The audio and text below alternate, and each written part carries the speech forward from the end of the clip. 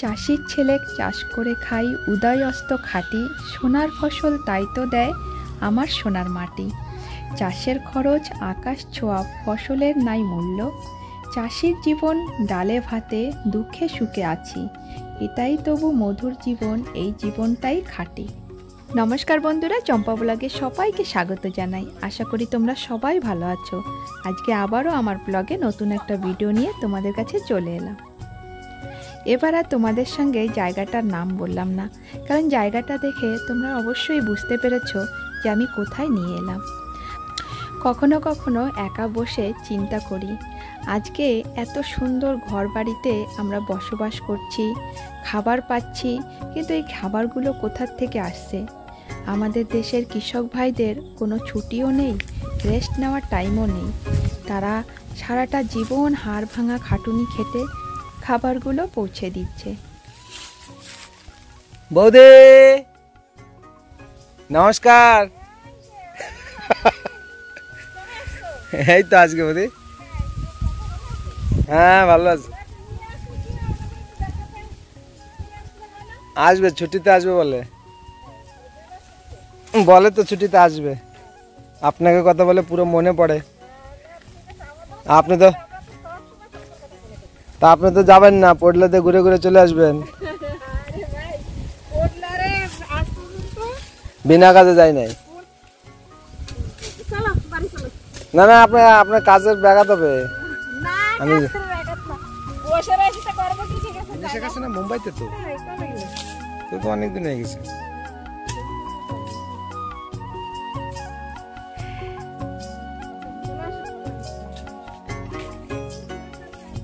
আমার ব্লগের মাধ্যমে একজন কমেন্ট করেছেন যে আমার ভিডিওটা কে শ্যুট করে সেটা জানাতে। আমার ভিডিওটা আমার হাজব্যান্ডই শ্যুট করে, আর আমার হাজব্যান্ডের নাম হচ্ছে শ্রী ঝন্টুচন্দ্র দাস।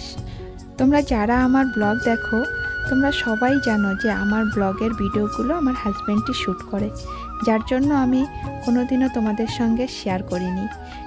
তোমরা সবাই তোমাদের মূল্যবান সময়টুকু দিয়ে আমার ব্লগগুলো দেখছো, আমাকে সাপোর্ট করছো, তার জন্য অনেক অনেক ধন্যবাদ। তোমরা সবাই ভালো থেকো, সুস্থ থেকো।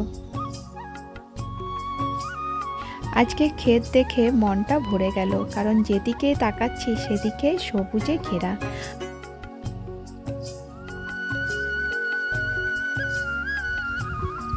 আজকের টমেটো গাছগুলো দেখে সেই পুরনো দিনের কথা আবারও মনে পড়ে গেল।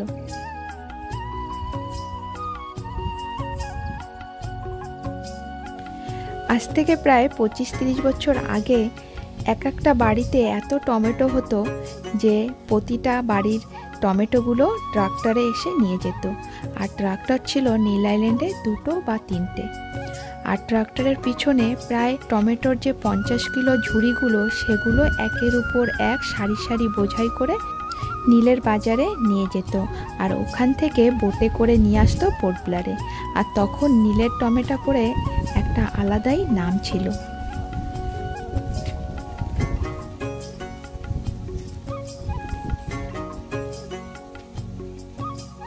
আমাদের শহীদ দ্বীপের প্রতিটা গ্রামে খুব ভালো চাষবাস হয়, কারণ মাটিটা খুব সুন্দর।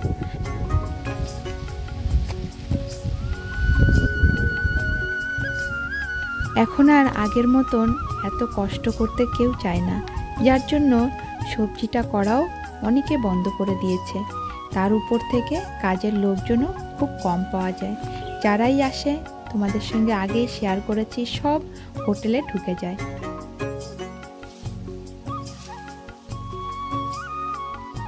অনেক দিন পর এত সুন্দর গাছে ফলন দেখে খুব আনন্দ লাগছে।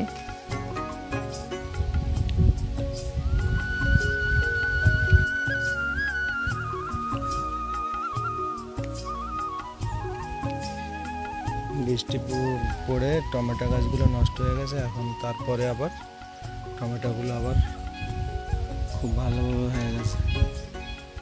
আমরা এখন আছি একটা ভরতপুর গ্রামে।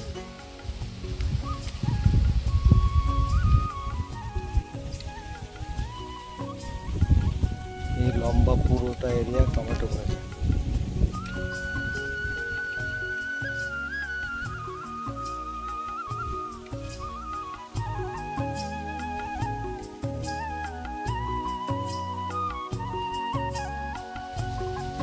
এখন তোমাদেরকে নিয়ে এলাম একদম সবুজে ঘেরা ধনেপাতার খেতে। ধনেপাতাটাও অনেক বড় এরিয়া জুড়ে লাগিয়েছে আর দেখতে খুব সুন্দর লাগছে। আমাদের এখানে এখন বর্তমানে সব ধরনের সবজিটা রেটটা একটু বেশি থাকবে, তারপরে ধীরে ধীরে যখন সবার ক্ষেত ভরা সবজি হয়ে যাবে তখন রেটটা আস্তে আস্তে কম হতে শুরু করবে। আজকে ভিডিওটি এডিটিং করতে করতে খুব আনন্দ পেলাম। বহু বছর পরে সেই শহীদ দ্বীপের যে ধরনের চাষবাস আমরা দেখে বড় হয়েছি ঠিক তেমনই আমি দেখতে পেলাম। আশা করছি আজকে সবুজে ঘেরা মাঠ দেখে তোমাদেরও খুব ভালো লাগবে। আর আমরা যতই জাঁকজমক শহরে বসবাস করি না কেন, আমাদের মনটা পড়ে থাকে সেই গ্রামে। আমরা সব সময় আনন্দে যে দিনগুলো কাটাতাম সেই দিনের কথাই আমাদের মনে পড়ে। আর সেই দিনটা যদি অনেক বছর পরে পাওয়া যায়, এই আনন্দটা বলে বোঝানো যায় না। যার পরিশ্রমের ফলে আমরা এত সুন্দর সবুজে ঘেরা মাঠটা দেখতে পারলাম, ওনার সঙ্গে কিছু কথোপকথন। চলো তাহলে। দাদা নমস্কার। নমস্কার দাদা আপনার নামটা বলুন দাদা। নাম দেবব্রত মন্ডল। তো এই জমিটা কি লিজে করে না ভাগে? বাকি করি। হ্যাঁ, তো কেমন লাভ হয়? লাভ হয় মোটামুটি বছরের শেষে লাভ হয়, আর 2 লাখ টাকা এরকম লাভ হয়। দাদা ভাগটা কেমন দাদা? এই কি 3 ভাগের 1 ভাগ, মানে 3 ভাগ মালিকের 3 ভাগের 1 ভাগ। মানে মালিকের মানে সব আপনাকে নিতে হয়? পিস আমার, কিষেন আমার, হ্যাঁ, বা এইসব সমস্ত দাওয়াই টাওয়াই সব আপনার। তো এর মধ্যে 1 ভাগ মালিককে দিতে হবে আর 2 ভাগ আপনার। তো এই যে অ্যাকচুয়ালি আপনার বাড়িটা কোথায়? আমাদের বাড়ি কলকাতায়। কলকাতা থেকে এসছেন এখানে কি কাজের সূত্রে? তো কত বছর আন্দামানে? 18 বছর। তো কেমন লাগছে আন্দামান? ভালো। তা কিছু বছর তো আছে। তো কিছু করেছেন আন্দামানে? কিছু হয়েছে। বাড়ি- বাড়িতে আমি সব কিছু করেছি, বাড়ি তারপরে দোকান এইসব বানাইছি। মানে ওইখানে মানে কোথায় বাড়ি কোথায়? বাড়ি আমাদের ওই উত্তর 24 পরগনায়। গ্রাম? গ্রাম যোগেশগঞ্জ। হ্যাঁ, জেলা উত্তর 24 পরগনা। হ্যাঁ, তা মাঝে মধ্যে যাওয়া হয় বাড়িতে? হ্যাঁ, 1 বছর 2 বছর পর পর তো এইখানে কারা? এখানে পুরো ফ্যামিলি? এখানে আমার পুরো ফ্যামিলি, মা একা কলকাতা। হ্যাঁ, কলকাতার বাড়িতে মা একাই আছে। ছেলে মেয়ে সব এইখানে? এইখানে এরা পড়াশোনা করতেছে। তো এখন কি সবজি দিয়েছেন? এখন এই টমেটো, ধনেপাতা, বেগুন, লকি এইসব দেওয়া হচ্ছে। তো এখন সবজির দাম কেমন আছে দাদা? সবজির দাম এখন মোটামুটি ভালো। অনেক সময় কি হয় সবজি অনেক বেশি উৎপাদন হয়ে গেলে রেটটা কমে যায়। রেট কমে যায়, তো তখন এখন মোটামুটি বরাবর রেট আছে। রেটটা বরাবর আছে না? তো দেখেছি বাকি যে বাগানে ভীষণ টমেটোটা খুব ভালো হয়েছে। মাঝে বৃষ্টি হয়েছিল, বৃষ্টির জন্য একটু মার খেয়েছে। একটু সামান্য ক্ষতি হয়েছে। তো টমেটো এখন কি দাম চলে? এটা এখন ওই 55-60 পাইকারি হোলসেল রেট যাচ্ছে। তো ট্রাক্টর কি ভাড়া নিতে হয় না নিজেরই? না, ট্র্যাক্টর আছে, ওই মালিক দিয়েছে আমার কিনে। হ্যাঁ। আমি সমস্ত তেল খরচা দিয়ে আমি চালাই। এখানে ট্রাক্টরের দামটা বেশি নাকি? ঘন্টা কত চলে? ঘন্টা 600 টাকা ঘন্টা। 1 ঘন্টা মানে পাওয়ার টিলারে? হ্যাঁ। এই যে এখন এই জমিটাই কি দেবেন দাদা? যেগুলো টমেটো দেবো। হ্যাঁ, তা এখন সময় পার হচ্ছে না নাকি এইটাই সময়? না, এই সময় মোটামুটি হ্যাঁ, খুব একটা পার হয়নি। হ্যাঁ। তা একাই করেন না লোকজন নিয়ে করেন? একা বলতে কি, আমি আছি, আমার স্ত্রী আছে, আর একজন লেবার, বা মাঝে মাঝে লেবার দরকার হলে লেবার সাইডের দিকে নিয়ে নিই। হুম। একা তো করা সম্ভব না সব। তো লেবার পাওয়া যায় বরাবর এখানে? মোটামুটি লেবার এমনিতে খুব কষ্টে নেওয়া লাগে। তো লেবারের করা লাগে। লেবারের কেমন দাম এখন একদিনের লেবার মজুরি? এখন ধরো ওদের 2 টাইম খাওয়া দাওয়া লাগে 600 টাকা। মানে একদিন রোজের দাম 600 টাকা। একদিনের রোজে? তো এইবারে এই জমিটা কি পুরোটাই করতে হয়? পুরোটা মানে ধানও করেন কি? হ্যাঁ, ধান টান সব। ধান করেছেন? তো ধান কেমন হয়েছে এবার?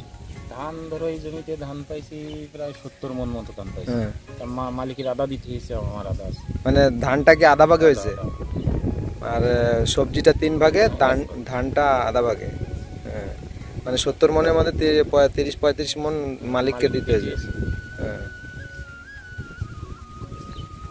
তো তো ধানের পরে এখন সবজি করছে না? সবজি করলে মোটামুটি বছরে কত কেমন কি দাঁড়াবে, মানে প্রফিট সবকিছু দিয়ে টিয়ে? সবকিছু দিয়ে দিয়ে ওইরকম 1-2 লাখ টাকা থেকে যায়। তাই মানে ভালোভাবে, মানে যদি ভালোভাবে থেকে যায়, অনেক সময় বীজ তারপরে ওষুধপত্রের তো বীজ, প্রচুর দাম। ওষুধপত্র সবচেয়ে প্রচুর দাম, মানে আগে তো এগ্রিকালচার থেকে সার পাতা, এখন সার পাই না। এখন তাহলে এখন এই যে আপনি কি সার দিয়ে ব্যবহার করেন এখানে জমিতে? সার দেখা যাচ্ছে প্রাইভেটেতে কিনতে হচ্ছে 3,500 টাকা বস্তা। তোমার ডিএপি কিনতে হচ্ছে 5,500 টাকা বস্তা। এই সব কিছু নিজে মানে বাইরের থেকে সবকিছু প্রাইভেট থেকে কিনে নিতে হচ্ছে। প্রাইভেট থেকে নিতে হচ্ছে। যাই হোক, মোটামুটি সবকিছু কিনে কাটেও আপনার সবকিছু বাদ টাদ দিয়ে 1-1.5 লাখ টাকা 2 লাখ টাকা থাকে। একটা ঘর বানাইছি একই বাড়ির উপরে, যে জায়গা আছে তার আগে দোকান কিনেলাম, তারপরে যে ছেলেমেয়েরা পড়াশোনা করতেছে না, ওই জন্যই তো আর ছেড়ে যাচ্ছে। তো ওইখানে যে বাড়িঘর, ওই বাড়িঘর দেখাশোনার জন্য কি আছে? মাই দেখছে। দোকান বানাইছিলাম, সেটা কিরায়া দিয়ে। দোকান মানে কি ওইখানে পোপারে জায়গা? মানে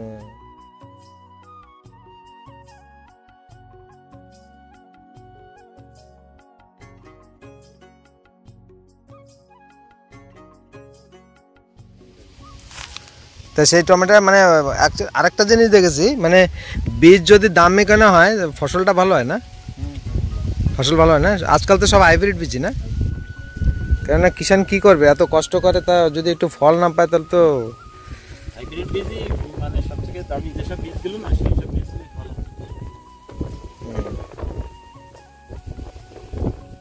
ভেন্ডির বীজ 7,000 টাকা কেজি। 7,000 টাকা কেজি।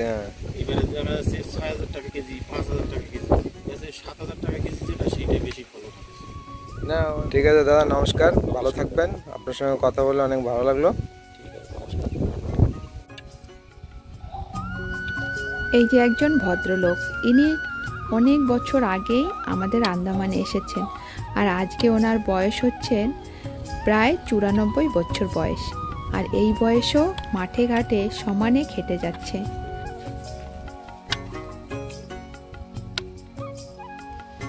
কাকু কত বছর আগে আন্দামানে এসেছেন এবং কাকুর কিছু কিছু জীবনের ঘটনা সেটা শেয়ার করেছেন। তাহলে চলো আমরাও শুনতে থাকি।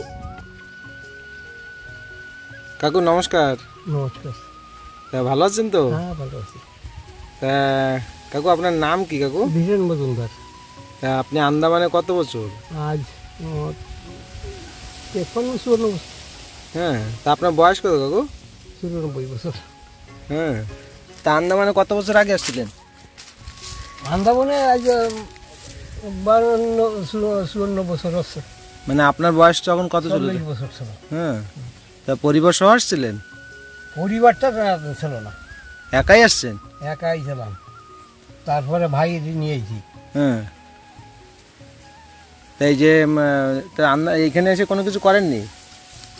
জমি জায়গা কিছু করলে ওই বন্যালে ছিলাম। তা আপনার আদি বাড়ি কোথায় ছিল? ওই কোথায়? খুলনা জেলা মোল্লাহাট থানা। খুলনা জেলা মোল্লাহাট থানা। মোল্লাহাট থানা। তা ওইখানে পরে আর যোগাযোগ নাই, যাওয়াটা ছিল? আর গেছি, অনেকবার গেছি। হ্যাঁ, ছোট ভাই ছিল, ছোট ভাই এখন আইসে চলে, বাড়ি বেটা রয়েছে বাড়ি। হ্যাঁ, তা এখন নাই কেউ?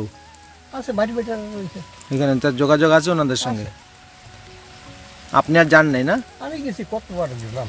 তা আন্দামানে আসার পরে এখান থেকেই গেছেন? হ্যাঁ, তাই? এই 3-4 বছর আগে ওদের ঘুরিয়েছি। হ্যাঁ, এখন সবার সঙ্গে ফোনে কথা তো হয়? হ্যাঁ, 70 বছর 60 বছর বাচ্চা তো মানে মানে মানুষ দেখলে তো মনে হয় না যে ওর এখন বিভিন্ন রকমের রোগ ওইসব দেখা যায় না? অল্প বাচ্চারা, বয়সী বাচ্চারা চলে যাচ্ছে। হ্যাঁ, তা মানে কোনো না কোনো পাপ আছে। কেন? পাপ না থাকলে এই অনেক জিনিস দেখতে হচ্ছে। কেন? না না, আপনি মানে পাপ আছে বলে, আর যাকে পাপ নাই তারা তাড়াতাড়ি দেশের পিছনে যাচ্ছে। আর আমাকে অনেক কিছু দেখতে হচ্ছে। আজ ছেলে কথা শুনছে না, মেয়ে এদিক চলে যাচ্ছে, ওই চলে যাচ্ছে, অনেক কিছু দেখতে হচ্ছে। এই দেহটা তো দেহা লাগতো না, কিন্তু আমাকে পাপ আছে বলে এই জিনিসটি আমরা দেখতেছি না। আমি তো বলবো সেটা না, আমি বলবো মানে আপনি দেখেন ওই জিনিসটা টোটালি আলাদা জিনিস। আর আপনি যে এখন কত বলছেন? 94 বছর।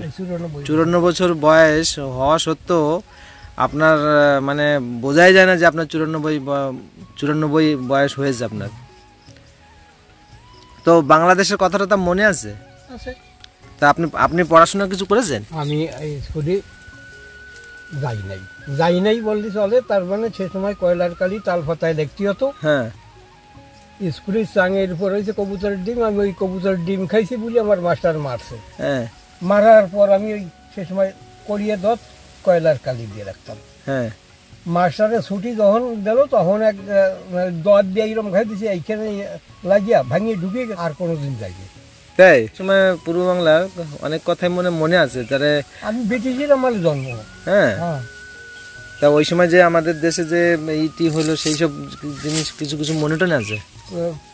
কোন ইংরাজে? হ্যাঁ, ইংরাজ সে সময় তো শাসন করতো, কিন্তু আমরা তো ইংরাজকে দেখি নাই। আমরা তো পূর্ব বাংলাদেশ, ওটা একই ছিল। হ্যাঁ, আগে ভারতবর্ষ, বাংলাদেশ, পাকিস্তান একই ছিল। এক ছিল তো।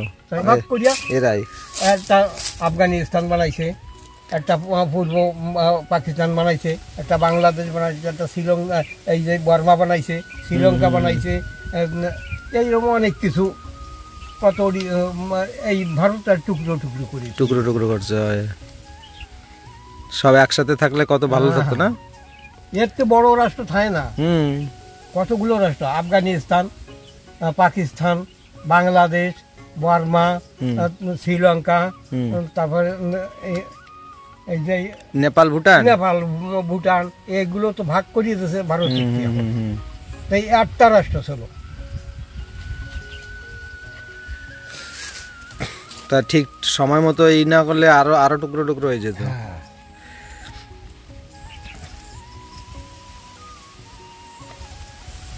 তা ওই যে তখন নাকি রায়েট হয়েছিল সেই সময় কিছু? রায়ের তো অনেক পরে হয়েছে, যখন পাকিস্তান বাংলাদেশে পাকিস্তান হয়ে গেল। বাংলাদেশ তো এই দিন হয়েছে মুজিবের। আগে তো পশ্চিম পাকিস্তান পূর্ব পাকিস্তান একই ছিল। সেই সময় রায়েট হয়েছে।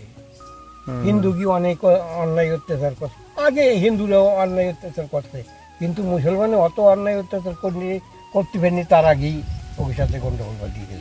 ওই সব লড়াই টড়াই মনে আছে? তাই আছে না? তা আপনারা যেখানে থাকতেন সেখানে কোনো কিছু হয়েছিল? না, আমাকে ওইখানে কিছু হয়নি।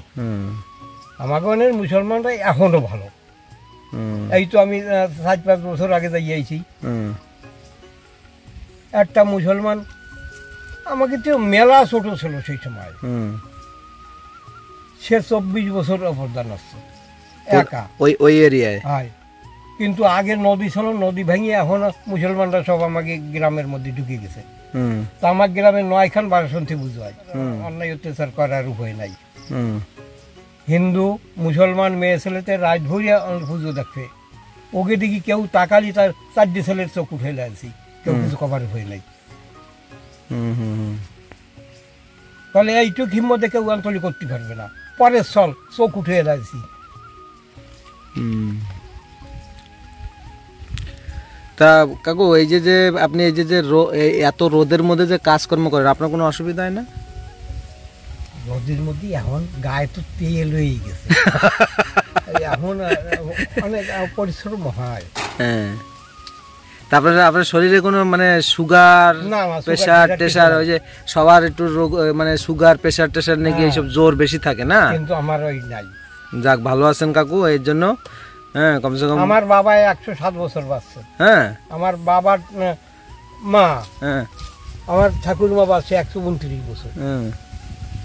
আমি এনে কয় বছর বাঁচো তা করতে পারি। আপনি 1 সেঞ্চুরি পার করে দেবেন, সে আমি বলতে পারবো না, কার কোন সময় কি হবে কিছু তো। না কাকু ভালো আছেন। এই তো মতে আইছি, এখন কি হবে 6টা বছর পার হলে সেঞ্চুরি হয়ে যায়। হ্যাঁ, আপনার যে এই যে বয়স শুনেই তো মানে আমাদেরই কেমন লাগছে যে মানে সেঞ্চুরি হইতে আর 6 বছর বাকি। তারপরে পড়াশোনাটা করলে ভালো হতো আপনার। ওই জন্য আমার ছোট কাকা ছেলে অভাব ছিল না, 320 বিঘে জমি বাপটা এই করে ঠিক আছে। আমার বাপ কাকারা 4 ভাই, 4 ভাই সেই জায়গাটাই খাচ্ছিল, 320 বিঘে জমি। কিন্তু সে সময় আমার ছোট কাকা সংসারের গার্জিয়ান ছিল, হ্যাঁ অনেক মারছে, 6 মাস তো মারছে। হ্যাঁ মারার পর আর যাইনি বলে শেষে আমার ছোট কাকা কি করলো, ওটা মারিয়ে না, ওরে মারলে আমি সহ্য পাই না। আর স্বল্প যেগুলো আছে এগুলো পড়াও। হ্যাঁ ছোট ভাইটি MA পাস। এই সাল সকলেই আমার এই যে মাঝে ভাইটিয়া হ্যাঁ নিজের জন্য পড়তে পারলো না, হ্যাঁ 10 পাস করে 11-এ উঠছে, 11-এ উঠে নিজে মাইয়ে দিয়ে বিয়ে নিয়ে গেছে, হ্যাঁ হ্যাঁ। পড়তে পারলো না। তা কাকু নীলে যে এই যে নীলে কত বছর বললেন? আমি 54 বছর না? তা 54 বছরে নীলে এসে কিছু করেন নাই? নীলে আমি মাঝে অনেক দিন, এই তো নীলে আজ কয় বছর আইছি, আগে নীলে আইছি, হ্যাঁ পরে নীলেরটা যাইয়ে বকুলতলা ছিলাম। হ্যাঁ ওইখানে আমার 20 বিঘে জায়গা আছে। 20 বিঘা? 20 বিঘে হ্যাঁ বাগ বাগিচে সব রয়েছে, কিন্তু সেইখানে এখন লোক নাই। ওদেরাই সে সময় আমরা কংগ্রেস করতাম আর ওরা বিজেপি করতো। বিজেপি ওরা ছিল 18টা ভোট দিয়েছিল বিজেপি। হ্যাঁ। ওনার ওই জমিদারে আর যান না? যাই না, আমার শালারা কয় এই যত্ন পাওয়া না, হ্যাঁ হ্যাঁ হ্যাঁ। ওর মামা আমার শালা তাই? কয় যে থাক, আমি বলি না আমি থাক নিজের বলি আমি এইখানে খাই। আর গত বছর ধান কাটাতে এই তোমাতে ওনার ধান কাটতে আইছিলাম, ধান কাটতে এলি কয় তুমি আর দেয় না, ওই সেই থাই। যাক। ওই যে ভাই আছে ওখানে। কোথায়? এই তো ওই বস্তুটি, ওই যে সমীর পকোড়া আছে না, ওর ঘরের পিছনে ওর ঘর। আমার ভাই ঘর টর বানাই দিছি, ভাই বলি এক কথা তো এখানে থাকি।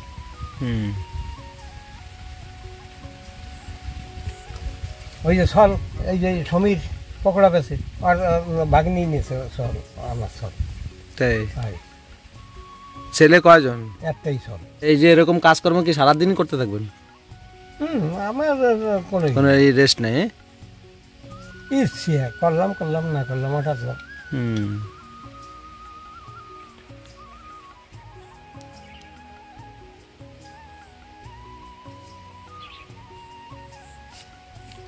চম্পা তো চেনেন আপনারে? শোনো, মেলা দিন আগে গিয়েছি, মাঝে আমি এতদিন ওই ওই থাকতাম। কিসে? বকুলপাড়ায়। তাহলে বন্ধুরা, আজকের ভিডিওটা তোমাদের কাছে কেমন লাগলো অবশ্যই কমেন্ট করে জানাবে। আর আমার ব্লগে চোখ রাখবে নতুন ভিডিও দেখার জন্য। সবাই ভালো থাকবে, সুস্থ থাকবে। ধন্যবাদ।